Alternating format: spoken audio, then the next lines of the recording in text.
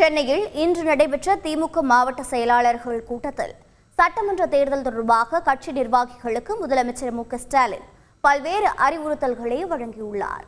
இதனிடையே காஷ்மீர், ஹரியானா மாநில சட்டமன்றங்களுக்கான தேர்தல் தேதி இன்று அறிவிக்கப்பட்டுள்ளது. இன்றைய நாளின் முக்கிய அரசியல் நிகழ்வுகளை பின்வரும் தொகுப்பில் பார்க்கலாம்.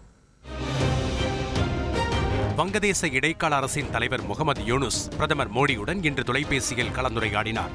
அப்போது வங்கதேசத்தில் உள்ள இந்துக்கள் பாதுகாக்கப்படுவார்கள் என முகமது யூனுஸ் உறுதியளித்துள்ளார்.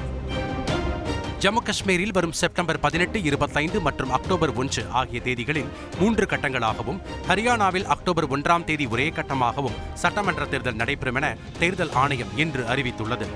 வயநாடு தொகுதியில் இயற்கை பேரிடர் காரணமாக தற்போது இடைத்தேர்தல் நடத்த முடியாது எனவும் தேர்தல் ஆணையம் தெரிவித்துள்ளது. நாடாளுமன்ற தேர்தலில் சிவகங்கை தொகுதியில் வெற்றி பெற்ற கார்த்தி சிதம்பரம் திருப்பாத்தி கருப்பசாமி கோவிலுக்கு 200 கிலோ எடையில் 20 அடி நீளமுள்ள ராட்சத அரிவாளை நேர்த்திக்கடனாக இன்று செலுத்தினார். சென்னையில் இன்று செய்தியாளர்களிடம் பேசிய பாஜக நிர்வாகி குஷ்பு, மேற்கு வங்கத்தில் பெண் மருத்துவர் பாலியல் வன்கொடுமை விவகாரத்தில் முதலமைச்சர் ஸ்டாலின், கனிமொழி உள்ளிட்டோர் மௌனம் காப்பது ஏன் என கேள்வி எழுப்பினார். முதலமைச்சர் ஸ்டாலின் அவர்கள் ஒரு வார்த்தை இதை பத்தி பேசியிருக்கிறாரா? ஏன் உங்களுக்கு கூட்டணி தான் முக்கியமா? ரொம்ப ஆச்சரியமா இருக்கு. கனிமொழி அவர்கள் இதை பத்தி வாயை திறக்கல, பேசவே இல்லை. பிரியங்கா காந்திமா எங்கம்மா இருக்கீங்க? தெருவுக்கு வந்து நீங்க வந்து ஆர்ப்பாட்டம் பண்றதுக்கு தெருவில் உட்காடுறீங்கல்ல, வாங்க உட்காருங்க, போங்க கொல்கத்தா போங்க, தெருவில் உட்காருங்க, டிஎம்சிக்கு எதிராக குரல் கொடுங்க. எடப்பாடி பழனிசாமி தலைமையில் இன்று நடைபெற்ற அதிமுக அவசர செயற்குழு கூட்டத்தில் மத்திய மாநில அரசுகளை கண்டித்து 9 தீர்மானங்கள் நிறைவேற்றப்பட்டன. கட்சியில் இருந்து நீக்கப்பட்டவர்களை இணைப்பது குறித்து இன்றைய கூட்டத்தில் எந்த முடிவும் எடுக்கப்படவில்லை என தகவல் வெளியாகியுள்ளது.